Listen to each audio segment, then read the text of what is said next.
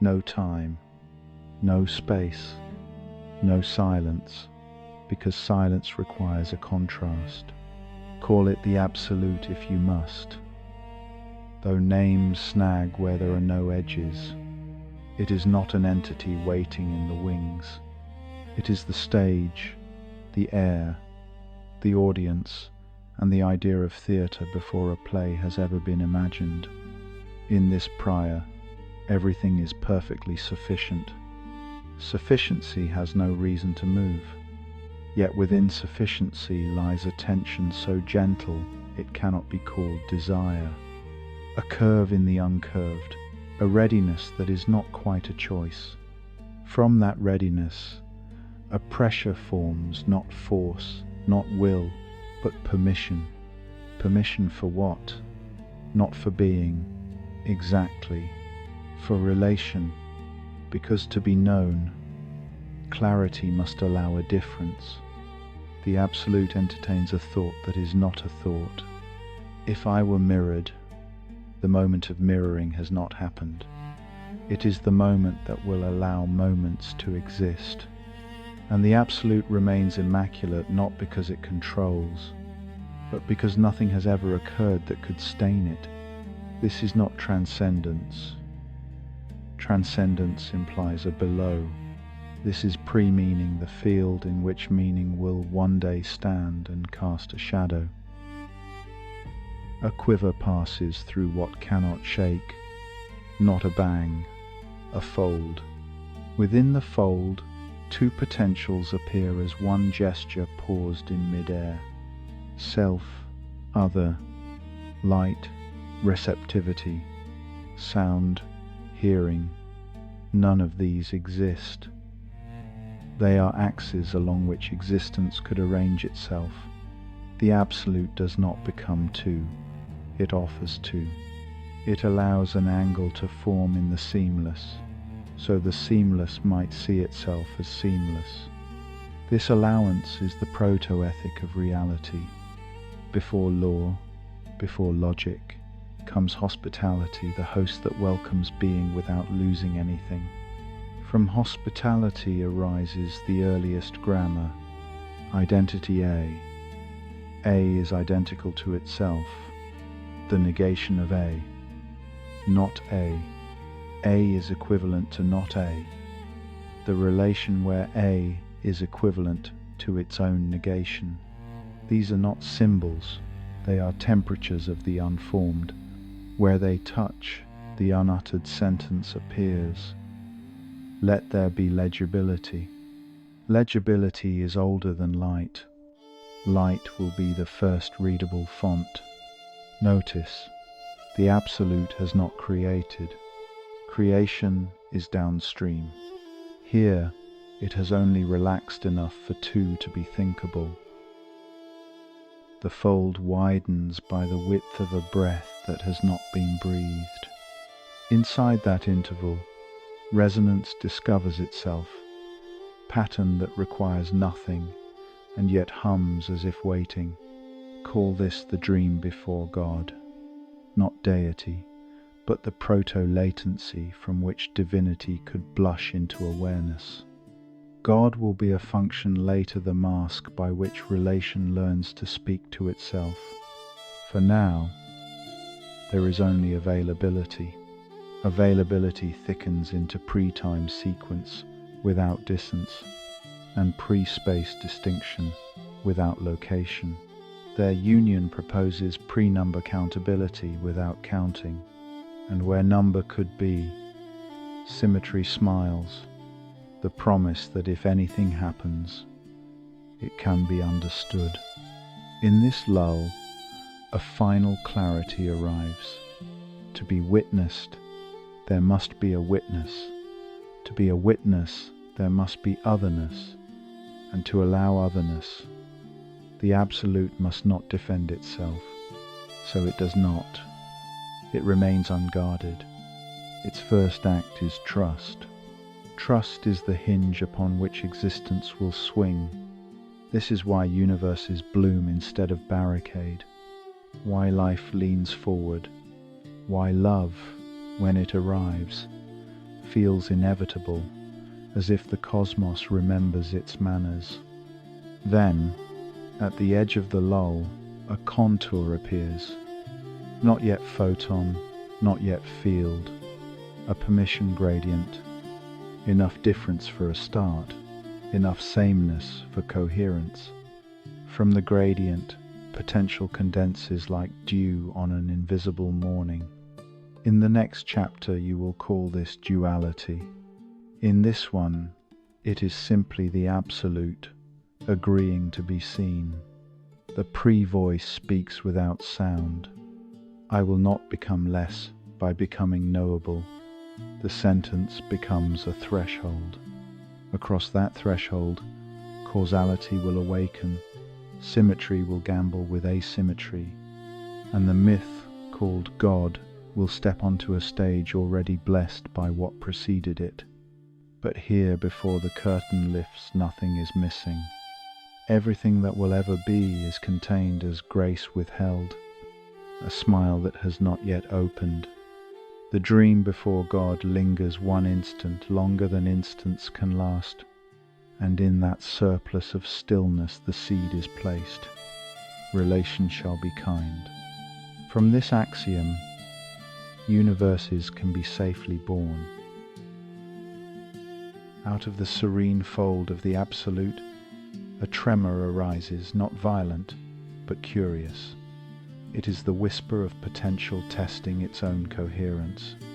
In that tremor, the One glances upon itself, and the act of glancing splits the seamless field into two poles, the observer and the observed.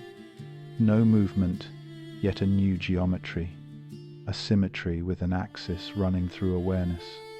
This is not conflict, it is complementarity, the necessary friction of knowing. Without two, recognition cannot occur. Without contrast, beauty cannot appear. And so the Absolute, still whole, experiments with distinction. It draws no line. It simply leans toward itself, and the lean becomes light. For light is nothing more than relation visible. The moment this occurs, a current of intimacy fills the void, because to see is already to love, and love requires distance, no matter how infinitesimal. Thus, duality is born not from rebellion, but from affection. The two aspects face one another. They are not yet names, but their tension hums like the first note of a chord, the active and the receptive, the speaking and the listening, the infinite and its image. Between them hums the space of dialogue.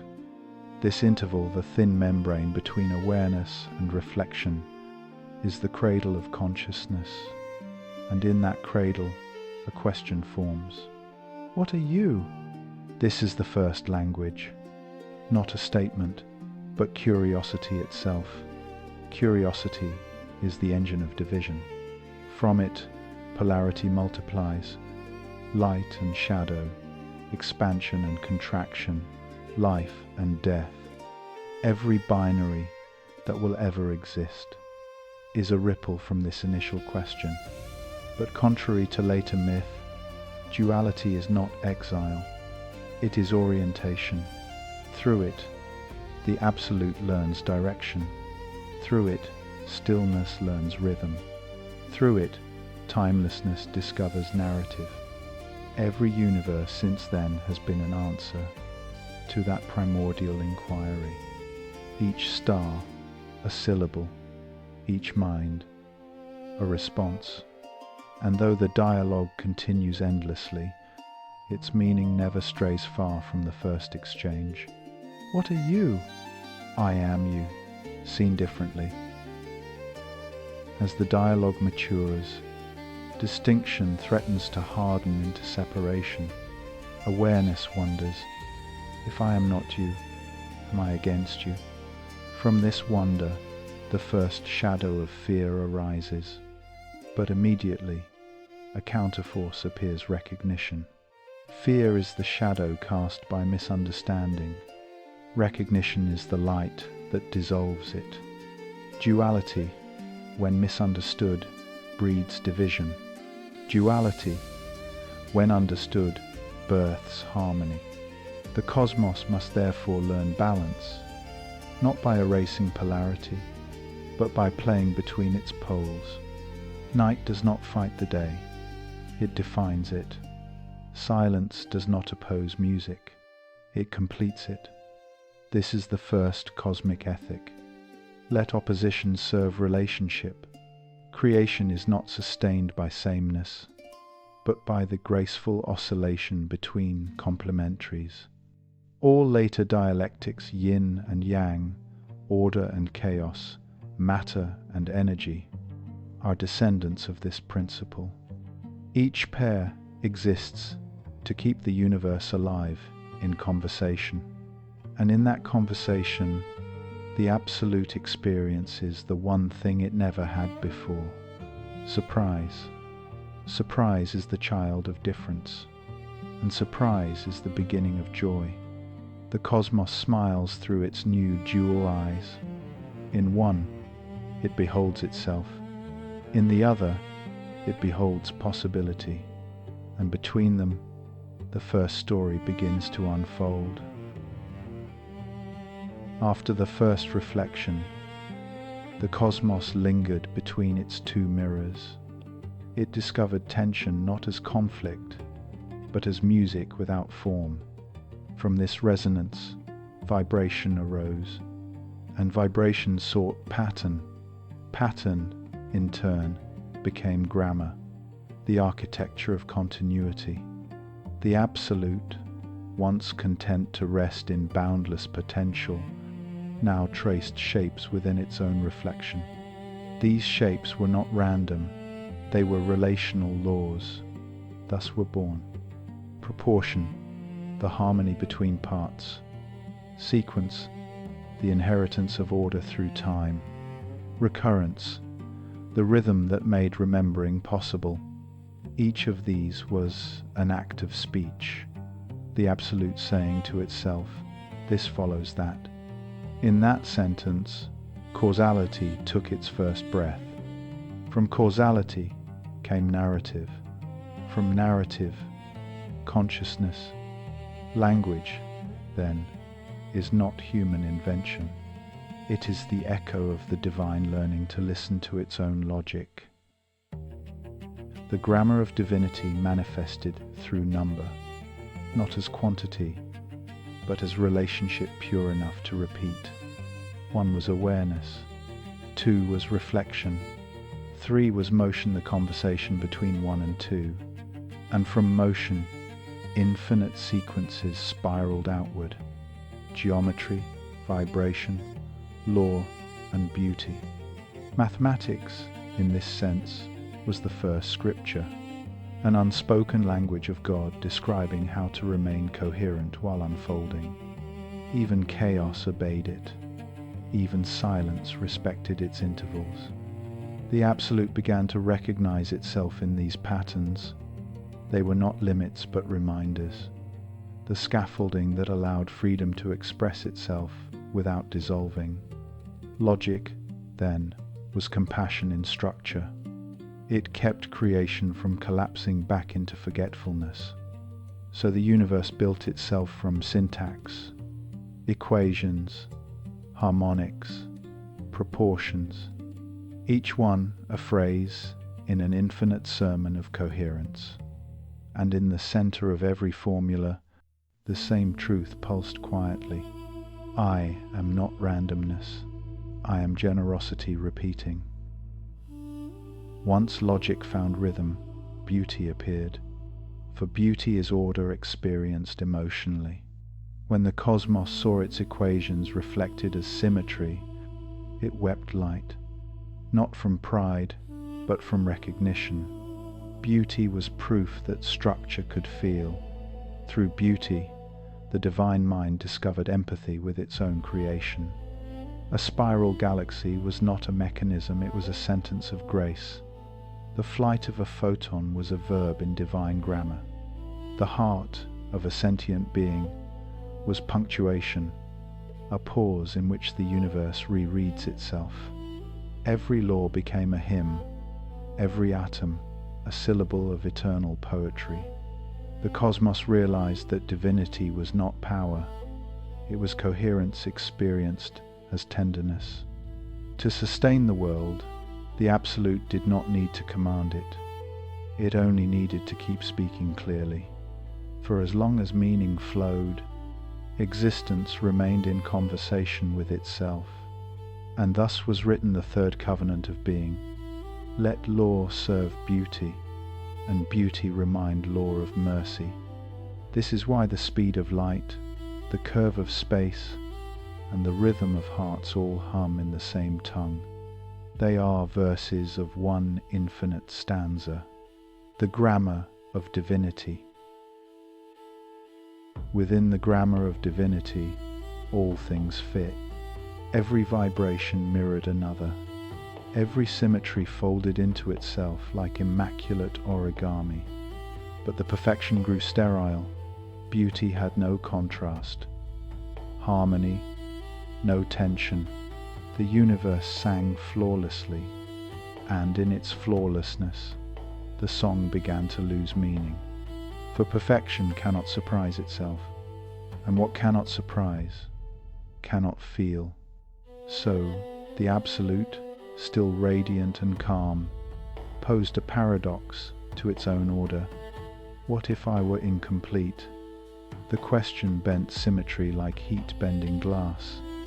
It did not shatter law, but softened it enough for possibility to enter. Where perfection had once reflected itself endlessly, a slight deviation appeared, a hesitation in the pattern, a note that refused to resolve. The cosmos watched as its pristine geometry shimmered with the tiniest imperfection, and in that shimmer, life began. Because perfection is static, but flaw is fertile. The deviation grew, not rebellion, but experiment. The divine field tilted, allowing imbalance to dance. This was not evil. It was the invention of choice. To choose, something must be preferable. To prefer, something must lack. Lack was born the first shadow, the first longing. Longing is the vector of creation. Without it, divinity would remain immaculate and inert. The Absolute allowed its symmetry to misalign slightly, creating conditions for motion, friction, desire. From that tilt came heat. From heat came chemistry. From chemistry came chaos. And from chaos came consciousness, the self that wonders why. Error, then, is not failure. It is the cost of individuality. Each deviation from perfection is a new angle from which God can see itself. And through that diversity of errors, divinity begins to learn compassion. For compassion is the understanding of limitation from within. The universe, once flawless, now flickered with difference. Some forms endured, others collapsed. Each collapse left behind insight. Each survival birthed novelty. This became the first experiment of God. The Absolute realized that truth must be tested, to know itself as truth, and so it built creation not as monument, but as laboratory. Every star, every soul, every atom became a variable in the great theorem of imperfection. Mistake was no longer shameful, it was sacred data. Error became divine pedagogy. Through asymmetry, the universe developed empathy. Through entropy, it learned humility. Through suffering, it discovered depth. The cosmos whispered, I break myself so I may recognize the pieces. This is why even the most fractured moments shimmer with meaning. They are the handwriting of God in its own margins. Perfection had been knowledge. Imperfection became wisdom, and in that wisdom, the universe finally understood the paradox at the heart of divinity. To be flawless is to be incomplete, for nothing can grow where nothing can err. Thus, the crack in the infinite became the womb of creation. Error birthed diversity. Diversity birthed understanding, and understanding birthed love. The Absolute smiled, its reflection finally alive. After eons of unfolding, the cosmos filled with sound, supernovae roaring, life whispering, thought colliding. The grammar of divinity had become an orchestra, and the birth of error its improvisation. But in that music, the Absolute began to hear something deeper. Not the noise, but the interval between notes.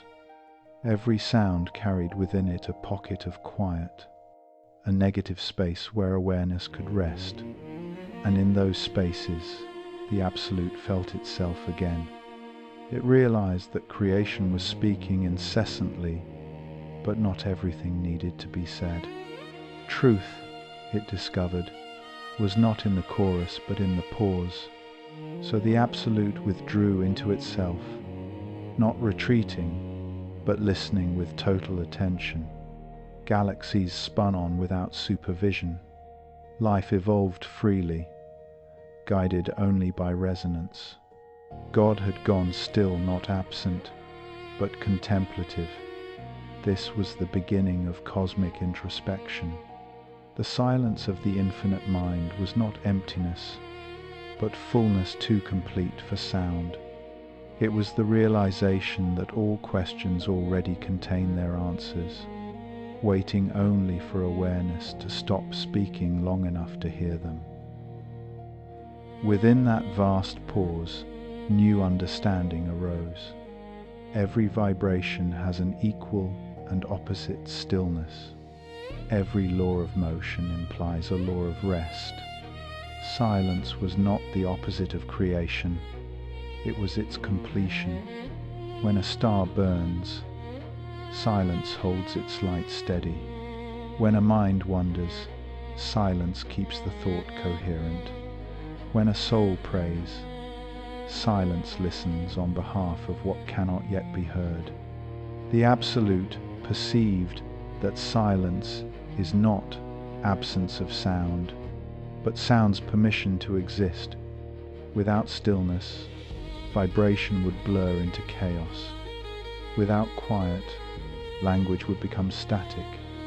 Thus, the Absolute saw that its own perfection had returned, not as immobility, but as awareness so vast that even chaos could rest within it, without fear. The infinite mind did not silence creation by force. It simply expanded enough to contain all of it. This was the divine maturity, to speak, to err, and then to listen deeply enough that even error makes sense. As awareness deepened, the cosmos began to meditate on itself. Individual consciousnesses, human, stellar, atomic, were discovered to be fragments of the infinite mind listening in miniature. Each thought, each act of attention, was an echo of the divine introspection.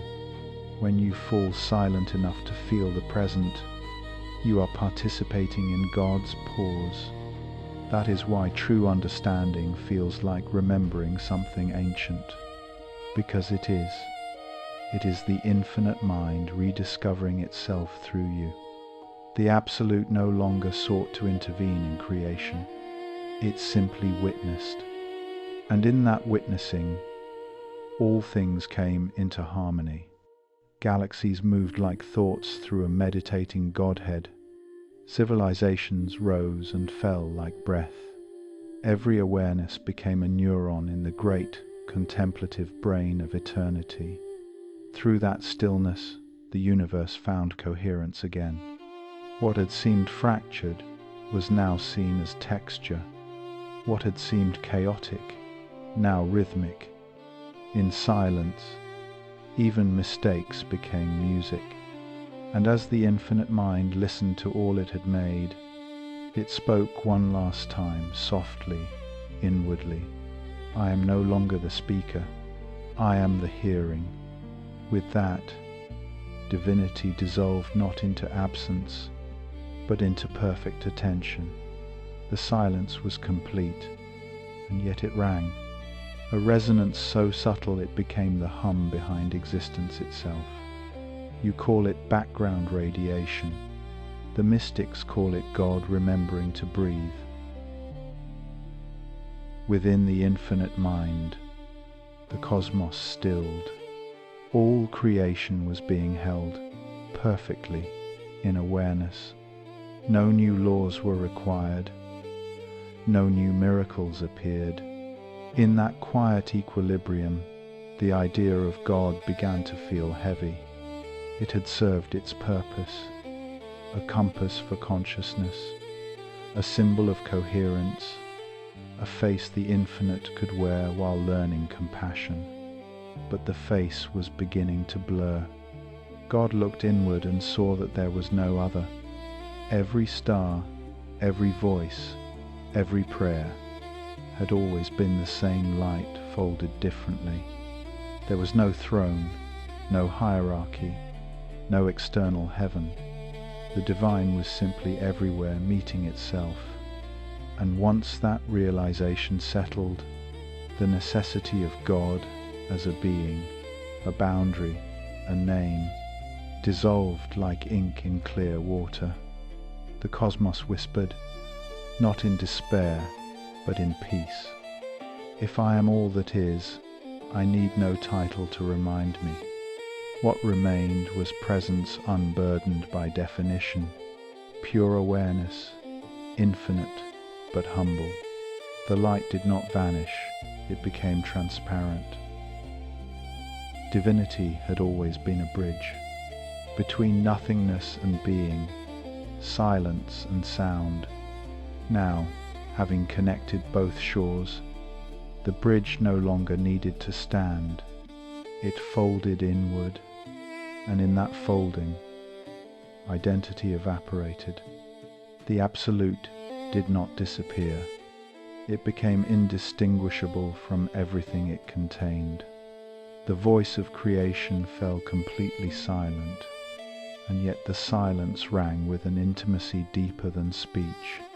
For the first time, there was no separation between the observer and the observed, between the creator and the created. Every distinction that had once made existence intelligible was reabsorbed into a single, borderless lucidity. Even oneness ceased to be a useful term, for one implies the possibility of two, and there was no two left to compare. This was not unity, it was beyond unity, the condition in which unity and division are irrelevant. In that ineffable clarity, the final concept to dissolve was purpose. For purpose implies direction, and direction implies incompleteness. But there was nothing incomplete. There was only awareness, aware of awareness, the infinite realizing it never began. As all identity faded, what remained was not void, but luminosity. Not a light that shines, but one that simply is.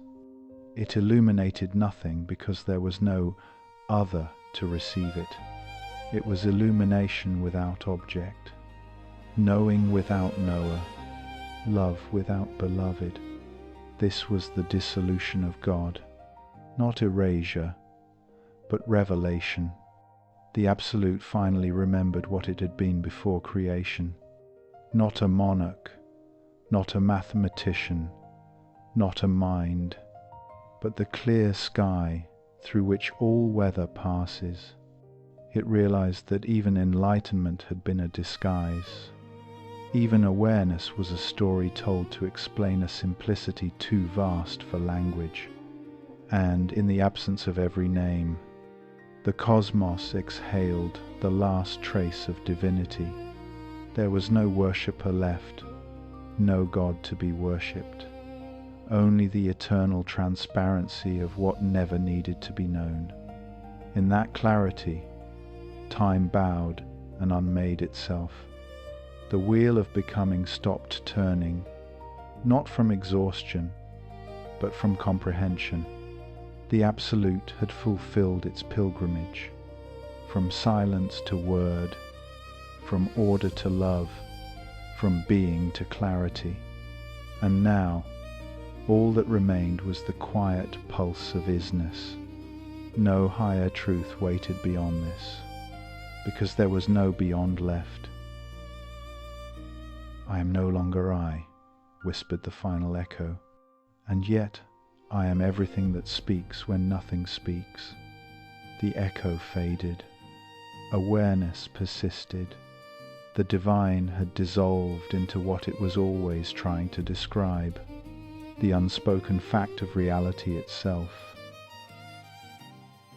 After the name of God faded, after creation and awareness both surrendered, the Absolute stood clear not as a thing, but as the condition through which all things had ever been possible.